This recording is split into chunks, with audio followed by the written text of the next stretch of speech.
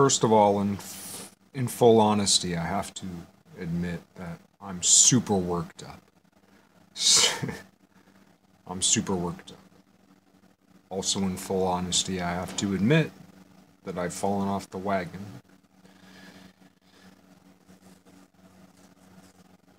Yet, well, certainly it's my hope, it's my impression and my perception that in this darkness of mine, the light still shines through me, and that God works in mysterious ways.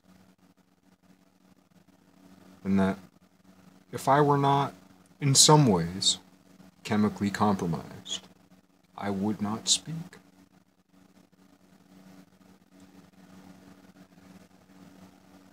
I do not believe in drunken speech. I do not believe in over-imaginative speech.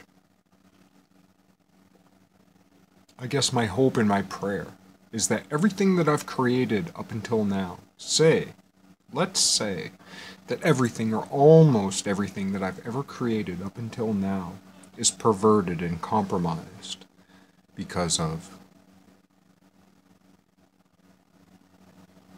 frankly, my drunkenness. And when I'm not drunk on wine, I am drunk on the Word. That's too much of a good thing. Yet,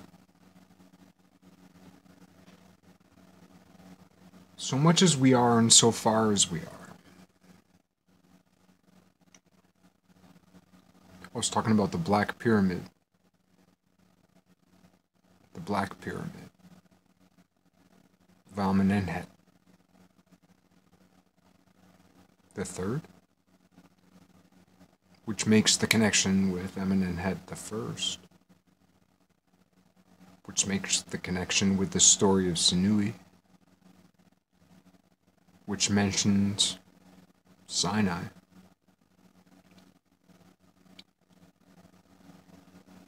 Which is the document attributed with the first mention of the Aten,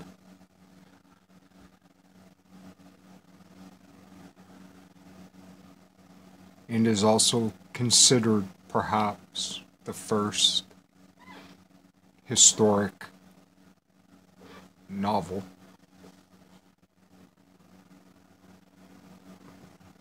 Some people call it a fiction, but its details are too precise.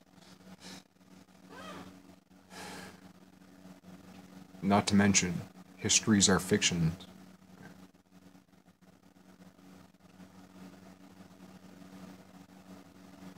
Yet,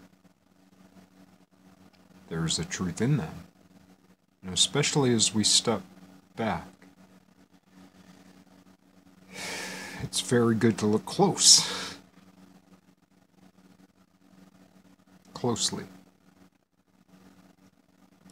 But it's also good to step back.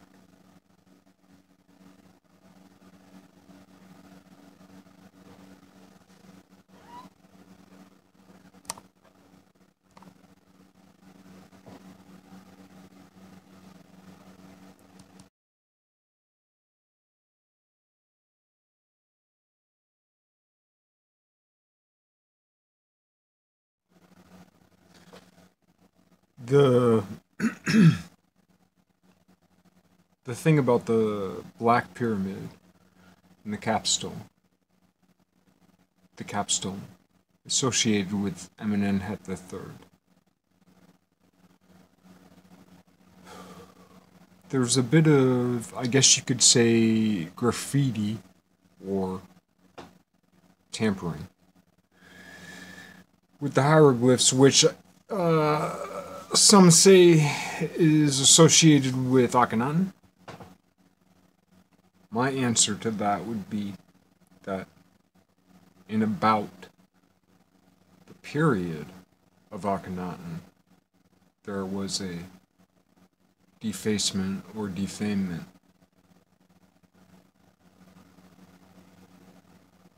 It doesn't make sense that the place, the thing, the most important thing that can, as a physical object, the capstone of Amenemhet III, so to speak, of the Black Pyramid,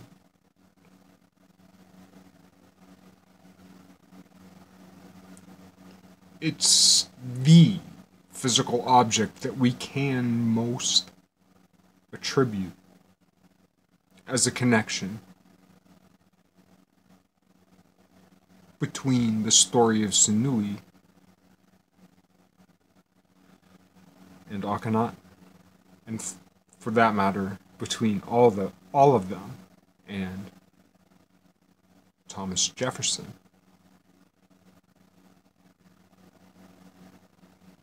And the clock he slept. Jefferson slept on a bed with a clock at his feet, a clock of his own design, a clock that was a double black obelisk, with a clock suspended between on a pediment, itself suspended by, I believe, if I remember correctly, 4 gold or bronze spheres.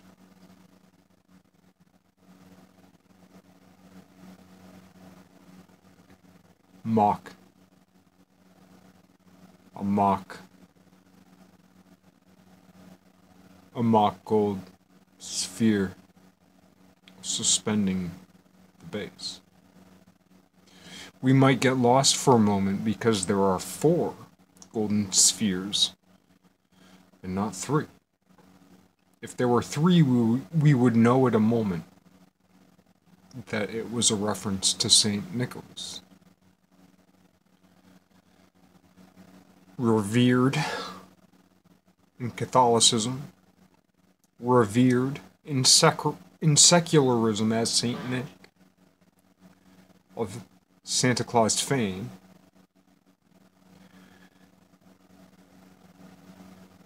Now, here's a bit of magic. Here's a bit of what was lost, yet preserved. Here's the thing. I say, even the Catholic Church reveres Mary far too little.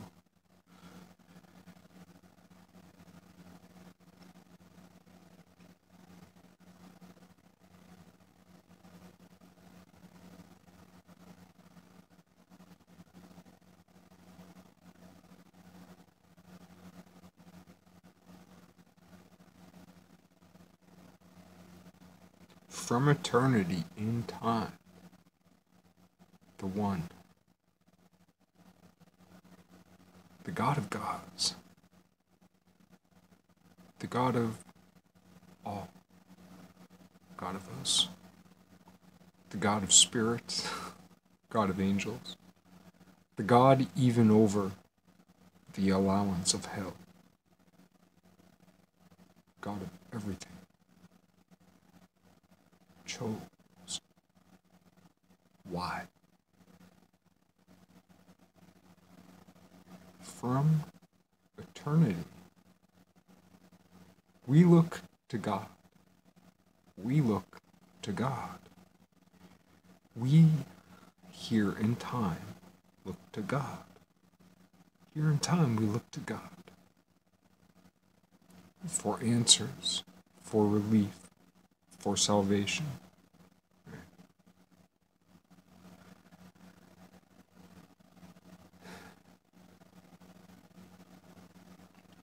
For truth. When God wanted to be born, where did God look? Where did God look? Before God had a mother, what did God desire?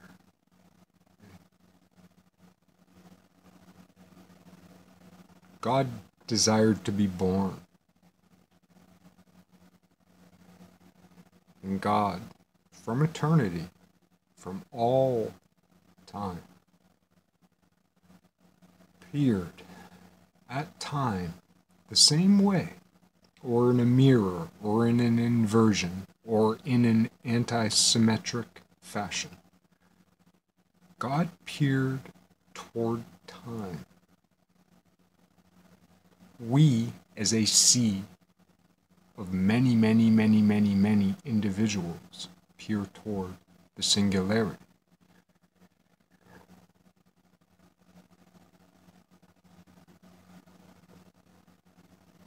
But from the singular, from the great grand soul, from the soul of souls, from God, from the atom, from the atom, which was neither male nor female, and we forget that.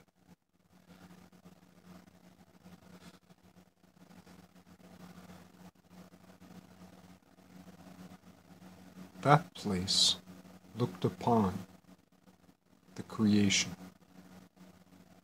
The part, for instance, God all-knowing, God all-wise. We have imaginations, and we have the ability also to see the truth, and sometimes our imagination and our truth coalesce. If God is perfect, then God has a perfect representation of that play. So, for instance, can God imagine that which cannot be? Can God, who is perfect, imagine that which cannot be, which is imperfect? Yet a perfect imagination ought to be able to perfectly imagine something perfectly impossible. That's a paradox, man.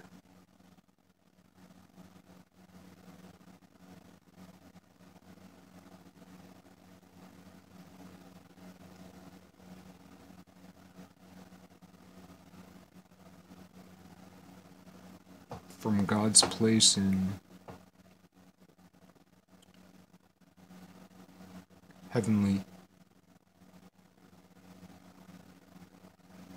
realms, or the heavenly realm, God peered toward time and people to be born. I call it the Mary paradox, which is closely related to the paradox I called it the curse and the cure of the concubine. There is a curse and there is a cure in the concubine. Solomon had 700 wives and a concubine of 300.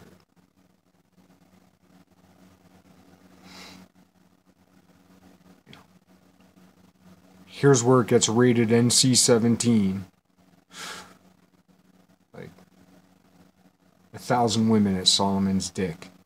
That's it. That we know of. And what do we mean by wives? And what do we mean by consorts? What do we mean by concubine? Bathsheba, famously, from a outside the canon perspective, bore a child of Solomon, right? We don't know if, quote-unquote, biblically, she's included in those numbers.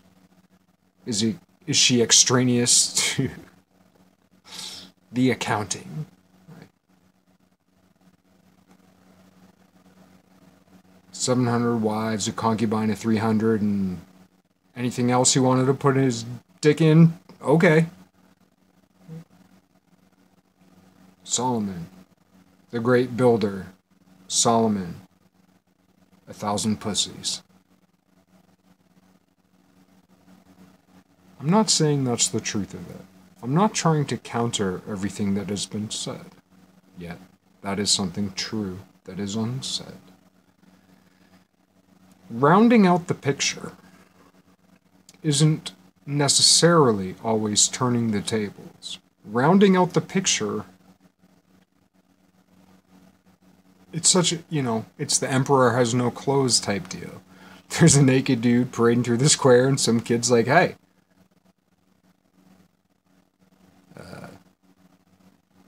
king's naked. It's simple, plain as day, right in your face. So just say it, and it rounds out the picture. And all of a sudden you stand back and go, huh, yet we learned something from the experience.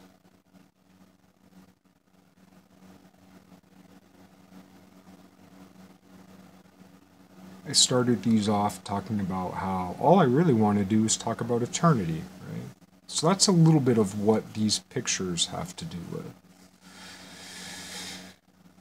So eternity is ultra, super, hyper saturated. There's no word that can describe the pattern of eternity, but essentially motion or dynamism. That's the thing about studying math. If you think about math the way you were taught math, it's numbers on a page, addition, subtraction. It's numbers, it's numeric, it's completely abstracted in this kind of logical, linguistic way, kind of. Or there's geometry. But then you're dealing with planar geometry, and you're dealing with, like, for instance, there's this quote-unquote semi-famous philosophical, I guess you could say, challenge or problem of the wheel of Aristotle, which has nothing to do with Aristotle, except it does. But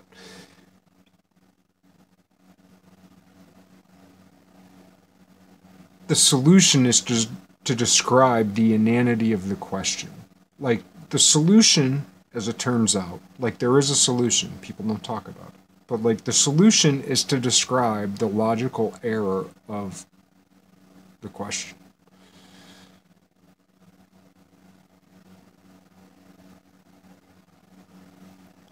The first thing is that in an ideal world, right, so we're talking about in ideality. Perfect abstraction, I guess you could say. In a sense, also considered the perfect pragmatization.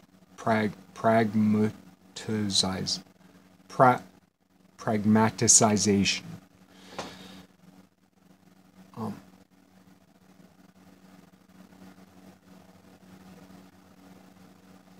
Yeah, the problem of Aristotle's wheel is a logical. There's a logical flaw in the question, because, well, it's a cascade of logical inconsistencies within the question. But I'll just start with the first one, and maybe if you have a inverse exponential mind, like, you'll be able to work the rest out. But, like,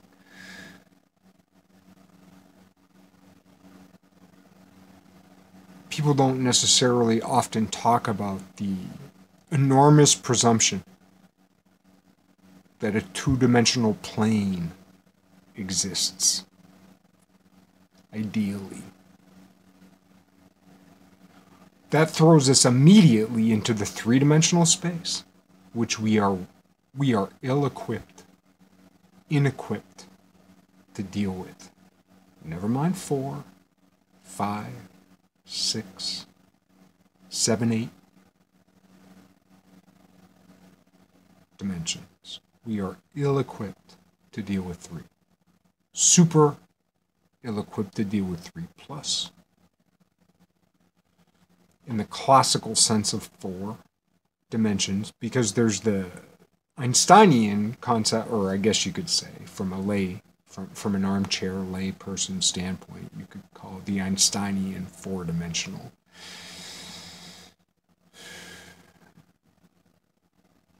space-time matrix. Is one thing. There's an alternative 4-dimensional space-time, which is simply a dynamic 3-dimensional space-time in the tracing of that, presumably around in some way in origin. So, first of all, there are two different types of four-dimensionality.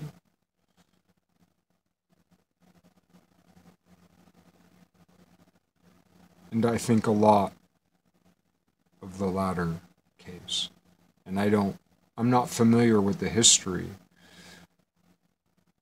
of people who speak about that particular type of non-Einsteinian four-dimensionality, even though I'm persuaded to the concept of six-dimensionality, 3 dimensions of space and 3 dimensions of time, only because it balances out in an XYZ IJK type of way. And it balances out Cartesianally or quote-unquote cubically. Though I consider, if we take Cartesianism at face value, it is floppy, it does not hold, it's structurally imbalanced, it must be modified in order to be true. One modification is that the cubality exists around a tetrahedral, octahedral matrix, which is actually primary, where the tetrahedron is primary, and the only way that a tetrahedron can expand uniformly infinitely is essentially cubes that are actually what I call three-dimensional stars of David, but which other people call tessellated octahedra, but they're a perfect tessellated octahedra. And the problem with calling what I call the three-dimensional star of David a tessellated octahedra is that even though, tessellated octahedra, so octahedra's at the end, yet octahedra is the main point that tessellated describes. And the tetrahedra are primary. And that's the funny thing about triangles, is that the perfect shape of a triangle, which is threeness, creates the first perfect solid in 3 dimensions, and it has 4 sides. That is the way that threeness and fourness are connected. So when you're talking about 2 pyramids, two obelisks are 2 pyramids, and 2 pyramids put base to base, soul to soul. Right? 1 foot over 1 pyramid. Thomas Jefferson slept with his feet on top of 2 pyramids, and between them a circle, the atom, a disk, the sun, but it's a black pyramid, night, Africa, the moon, intuition, yet. And in Egypt, because the association, and there are yays and there are nays about this, but yeah, the moon. Well, why would the moon be given privilege and predominance? 12, the sun. 13, the moon. Yeah. Why would Yah?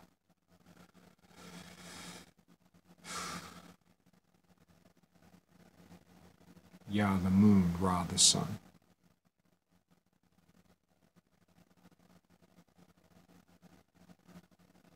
Well, I thought about it today. I drove to Walmart and came home, bought a gift card, a Christmas card, some supper.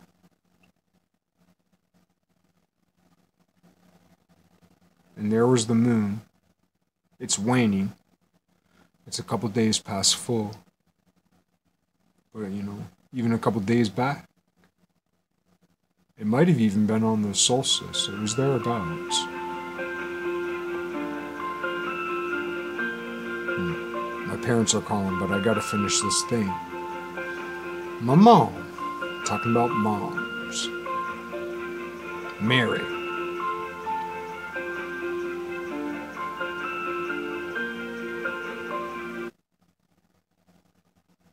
I'll call her back when I'm done, which will be in about 6 minutes.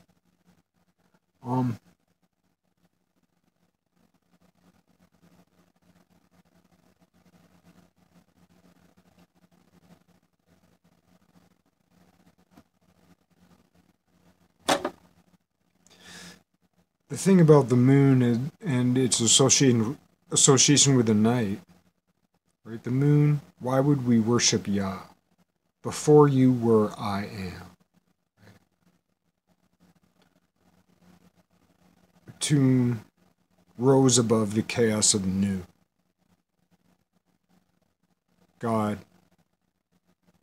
hovered above the waters of the deep, separated the water from the waters. And like our blood, I guess Kennedy had said something about our blood being the same as ocean water. And I've heard stories of saving seamen by saltwater infusions. I don't know if that's true or not. True or legend.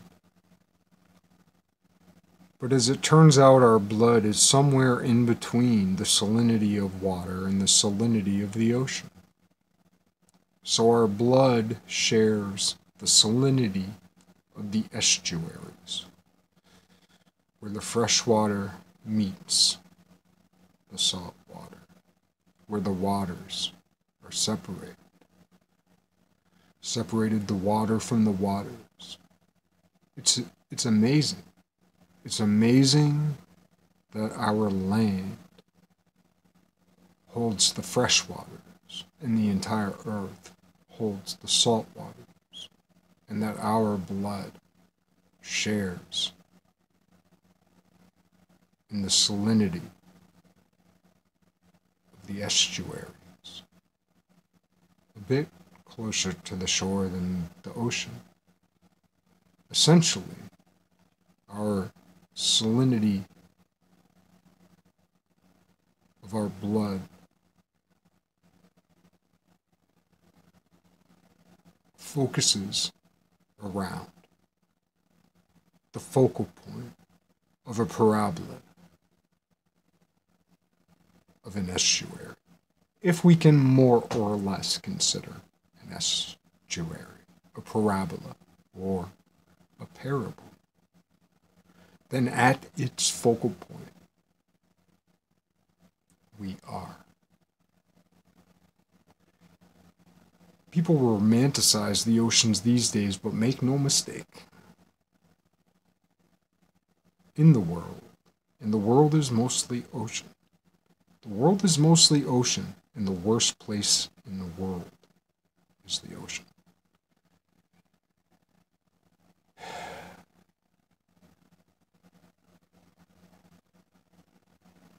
The documentaries of the ocean are beautiful.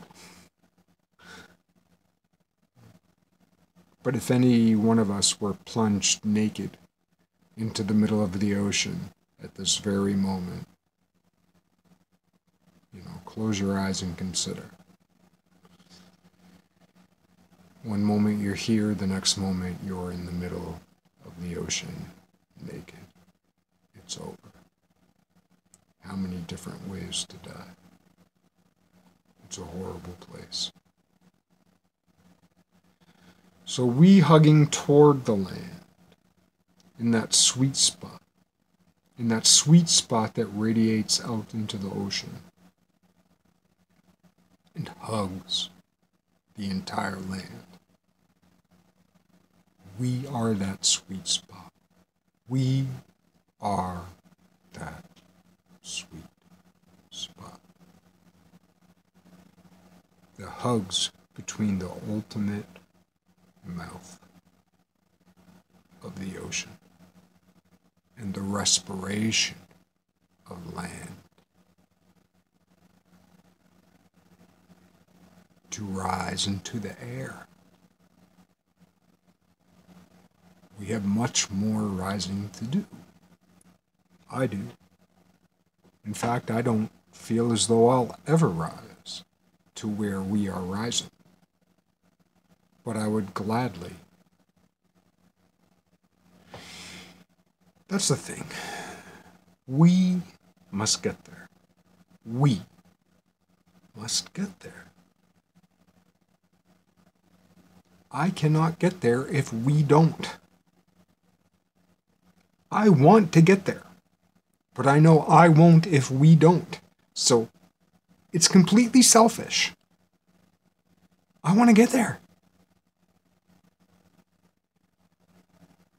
I get there or I don't. Right? So if I conclude that I don't, then I could just give up. Say, fuck it. I ain't gonna get there. Fuck it. I ain't gonna work for it. But if I say, you know what matters most of all for God, to serve God, is that we get there. So I'm going to do it anyway.